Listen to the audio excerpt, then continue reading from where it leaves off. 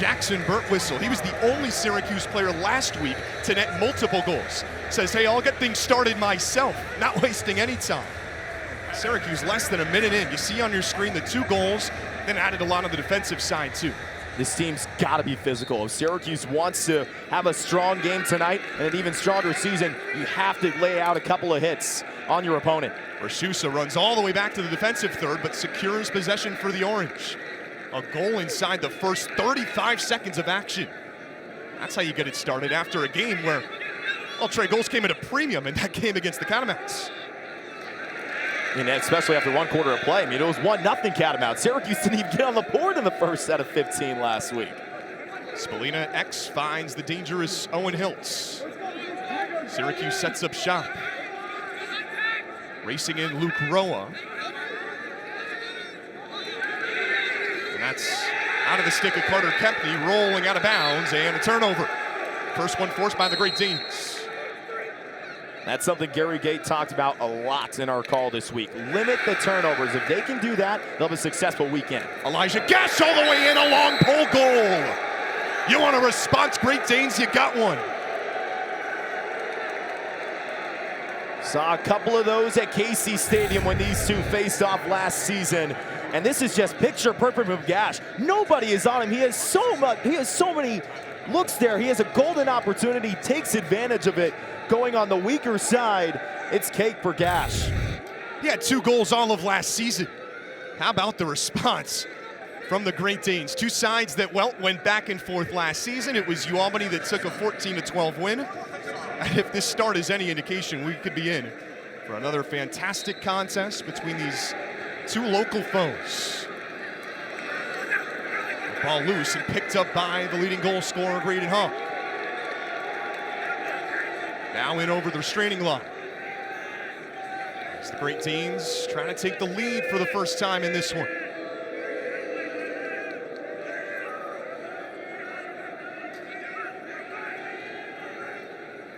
Palangic into the offensive third, now racing all the way back to X. Here he comes. That ball out of the stick and poked loose. Thomas Decker couldn't hold on to it. Here come the Orange on the break. Owen Hiltz. What did the Orange decide to do? Carter Rice backing off.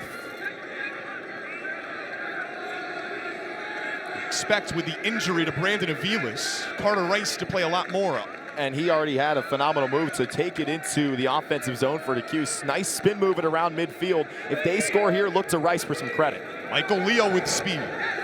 Look to try a shot, instead holds on to it. How about the Great Danes with the physicality? That's a turnover.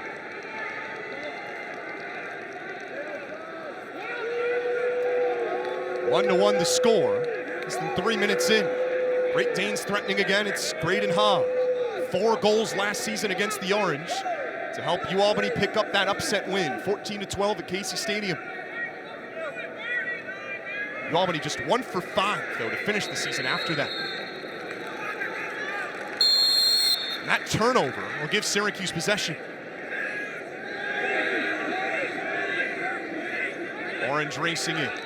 Pass in front, shot bounces and over the nets. Great look in front of it. Sam Alexo, who had Syracuse's first goal of the season, and the first goal against Vermont, had the chance. And he was right at the doorstep. He came out of nowhere, completely unmarked by this UAlbany defense. A couple of changes for the Orange. Finn Thompson, he gives off to Michael Leo. Leo, the freshman. Very young group, lots of talent with this young class as well for the Cuse. Shot on net, that's in! Unbelievable, Jackson Burtwhistle making an early statement. And thanks to the possession arrow, Oakland has it now, moving from right to left. Moore, with his 7 assists, standing at the top of the key, finds Rocket Watts, angling to the right, dishes it off to Hervey. With 15 to shoot, and the Golden Grizzlies trailing by 3, 27-24. 5.5 to play in the first half. Into the corner is Watts, one-on-one with Chris Bell, fires at free throw line Hervey. Around the world they go, Will Shepard open for a 3, got nothing. Bounces out of bounds, and here come the airball chants from the SU faithful. A crowd that, well, filled in a little bit late, but has filled in nonetheless. I was about to compliment Shepard for his defensive play, but then he's a 38% three-point shooter, and he does that. So no compliments for me. Syracuse with it on the other end. Justin Taylor dribbling at the logo. Finds Gerard right wing, picks up his dribble, gets it in. John Bolajak at the free throw line with 10 to shoot. Lobs it up, Edwards comes down with it on the left block, fires it up and good. That was pure muscle from the big man. Puts it up with his left hands. Coming the other way quickly, Oakland. A wild lob is no good. Bell the other way, going to the basket. Hammer time. Chris Bell just took a body. Plus the foul. The Dome crowd on their feet. Chris Bell with a right-handed slam. My goodness. Ouch. If you got any free space on your wall at home, kids, that poster's going right there. My goodness.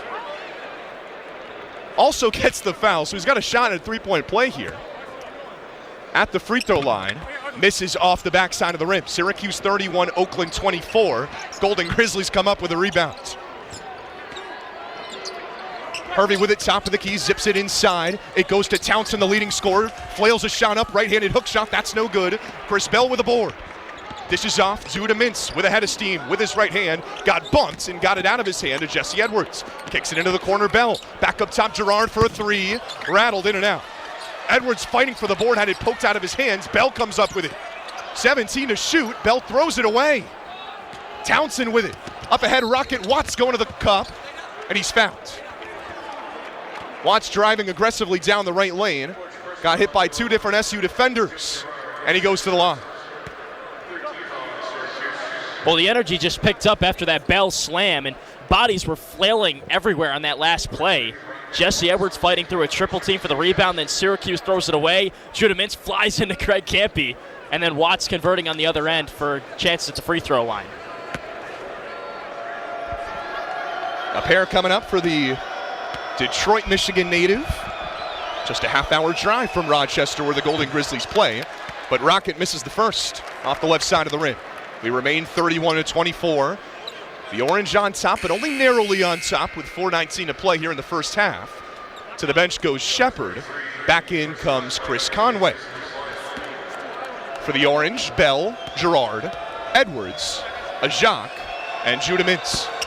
0 for 2 for the line for Rocket Watts. Missed it off the backside of the rim. Ajak with a rebound, gets it to Mintz. Behind the back dribble as Watts picks him up all the way from half court. Guarded tightly. Number 3 on number 3. Picks up his dribble, has to get it out of his hands and does. Jesse Edwards with it all the way by the SU logo. Jim Boeheim's probably thinking, what are you doing? Jesse Edwards, instead of being under the basket, folks, standing by the Syracuse logo, and he couldn't get it out of his hands because he was being guarded tightly. A whistle, a foul against Oakland, so Syracuse to get it in. He's a threat from everywhere. Gerard gets it into Mintz, right wing, 15 to shoot. Picks up his dribble, back up top for Bell. Steps back for a three, straight away off two sides of the rim. Ball loose, Rocket Watts with it. Slowing it down with under 4 to play now. Brody Parker straight away, gets it to Keaton Hervey. Townsend, the leading scorer for this Oakland group from the right elbow. Nearly lost it, now gets it to Watts. Driving down left lane, has a clear lane to the cup, but standing under the basket, John Bolajak takes the charge. It looked like a clear lane.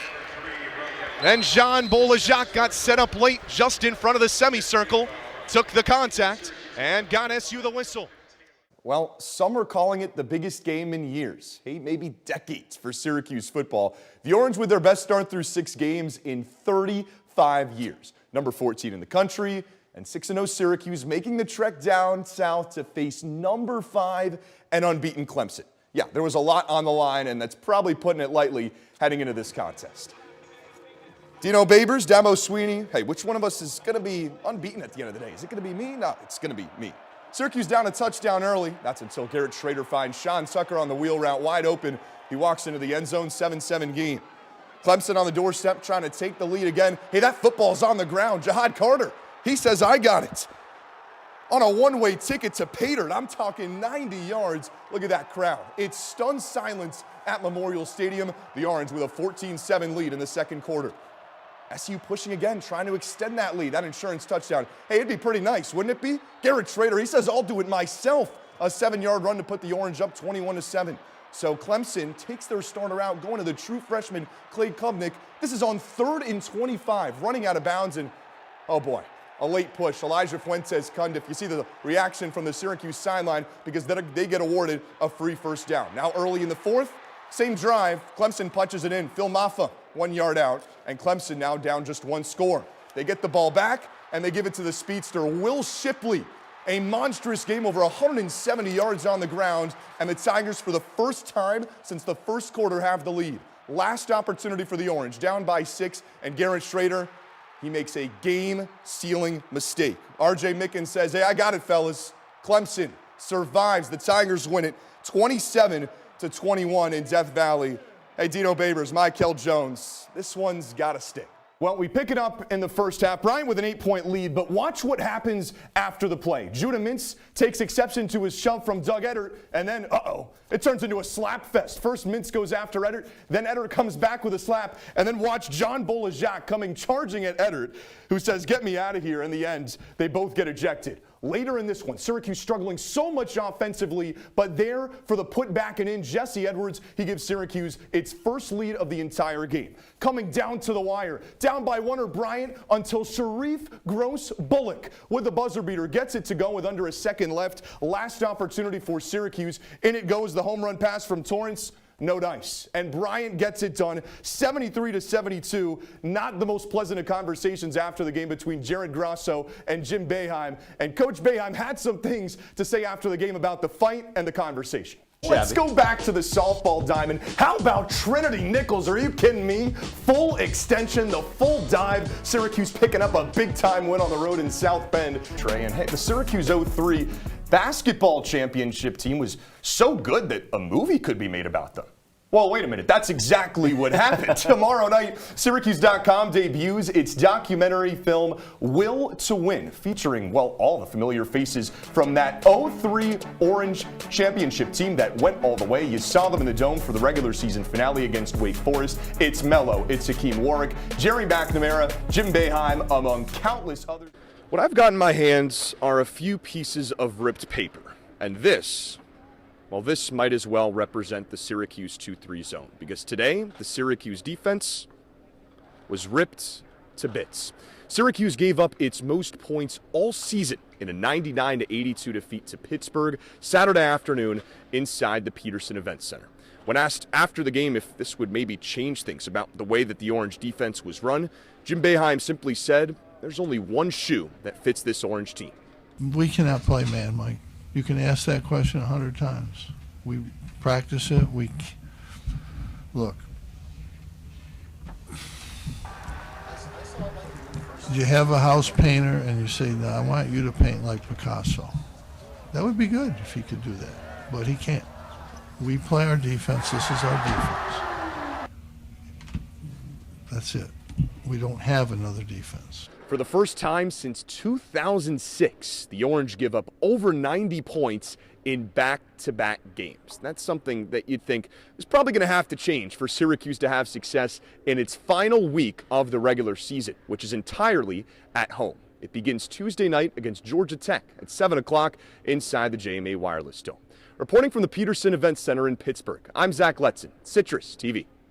I don't think there's a team in the entire ACC that cares more about playing Syracuse and beating Syracuse on their home court than the Pittsburgh Panthers. And the reason you can tell that is because the student section today was just raucous. It was packed to the brim. Everywhere you look all around me, we had zoo all the way around the court here. It was jam-packed. Everyone was in a bright yellow shirt.